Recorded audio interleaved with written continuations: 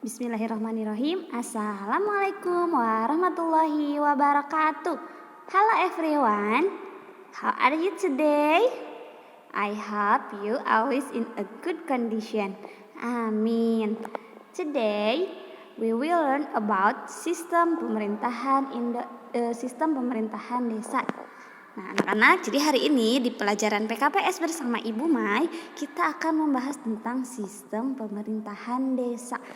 Apa itu desa? Anak-anak pasti tahu ya. Nah, anak-anak itu di sini tinggal semuanya ada namanya desa-desa apa seperti itu ya. Nanti kita bahas dulu materinya ya.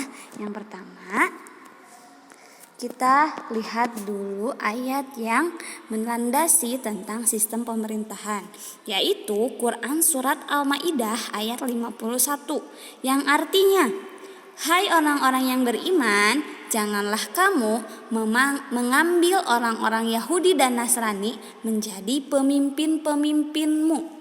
Sebagian mereka adalah pemimpin bagi sebagian yang lain.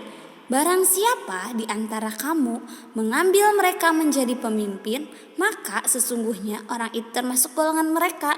Sesungguhnya Allah tidak memberi petunjuk kepada orang-orang yang zalim. Nah, dari ayat ini kita tahu ya anak-anak bahwa ketika memilih pemimpin itu kita harus memilih pemimpin yang Muslim katanya. Kenapa tidak memilih orang Yahudi dan Nasrani sebagai pemimpin? Karena jika kita memilih orang Yahudi atau orang yang Nasrani sebagai pemimpin kita, berarti kita adalah sebagian dari mereka ya. Jadi usahakan untuk memilih pemimpin yang seagama dengan kita yaitu orang Muslim. Seperti itu ya anak-anak. Kita lanjut.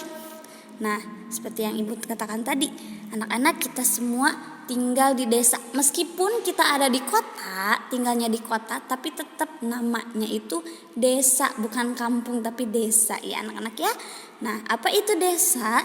Desa adalah pembagian wilayah administratif di bawah kecamatan yang ditempati sejumlah penduduk dan merupakan organisasi pemerintahan terendah. Seperti itu ya anak-anak. Jadi desa itu pembagian wilayah administratif di bawah kecamatan seperti itu, dan desa itu adalah organisasi pemerintahan terendah ya. Nah, di desa itu terdiri dari beberapa dusun biasanya ya, dan di beberapa dusun itu ada beberapa RW atau rukun warga. Nah, di beberapa rukun warga ada rukun tetangga atau RT. Nah, desa itu dipimpin oleh kepala desa ya. Biasanya kepala desa itu dipilih oleh rakyat. Nah, kemarin baru-baru ini sudah dilaksanakan pemilihan kepala desa ya. Nah, jadi yang paling bawah itu apa? RT.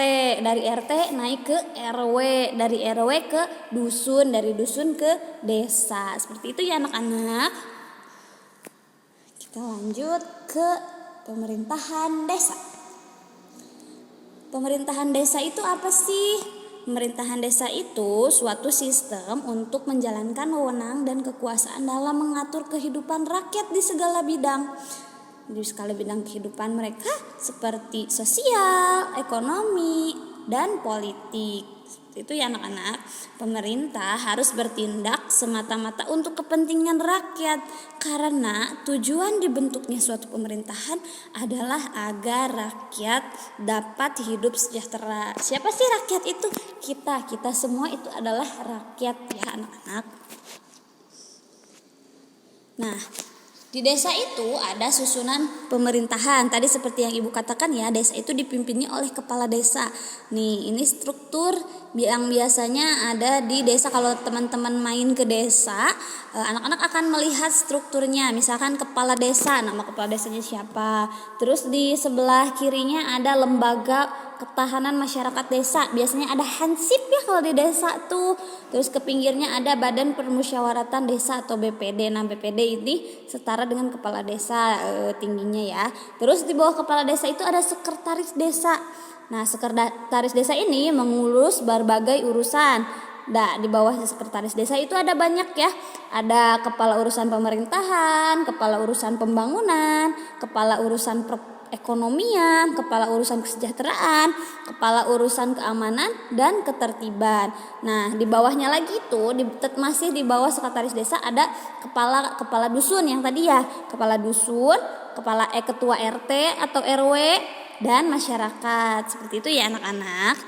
Nah, jadi ini merupakan susunan pemerintahan yang ada di desa, dan setiap desa punya sistem pemerintahan ya anak-anak. Kalau misalkan anak-anak main ke desa, anak-anak boleh tanya kepala desanya siapa, sekretaris desanya siapa, atau yang paling deket dulu deh dari rumah, Pak RT. Anak-anak tahu nggak nih di rumah RT-nya siapa, RW-nya siapa? Ayo. Nah, kita lanjut ya. Nah, tadi ada tugas-tugas menjadi di struktur pemerintahan desa yang tadi tuh ada tugas-tugasnya. Tugasnya apa aja sih? Nih, yang pertama kepala desa. Tugasnya apa? Penanggung jawab jalannya penyelenggaraan pemerintahan, pembangunan dan pembinaan masyarakat. Itu tugas kepala desa. Tugas sekretaris desa menyelenggarakan pelaksanaan administrasi desa. Nah, segala administrasi yang ada di desa itu tugasnya sekretaris desa. Nah, dari di bawah sekretaris desa itu ada tadi kepala urusan, ada pemerintahan, pembangunan, keuangan umum dan kesejahteraan sosial. Itu juga punya tugas masing-masing ya. Dan yang di bawah itu ada kepala dusun. Tugasnya apa? Membantu pelaksanaan tugas kepala desa. Jadi nanti kepala desa kalau misalkan ada himbauan, ada pengumuman, itu biasanya melalui kepala dusun. Nanti dari kepala dusun turun ke ketua RW, terus ke ketua RT, baru ke masyarakat. Seperti itu ya anak-anak. Nah, sampai di sini ada yang mau ditanyain gak nih?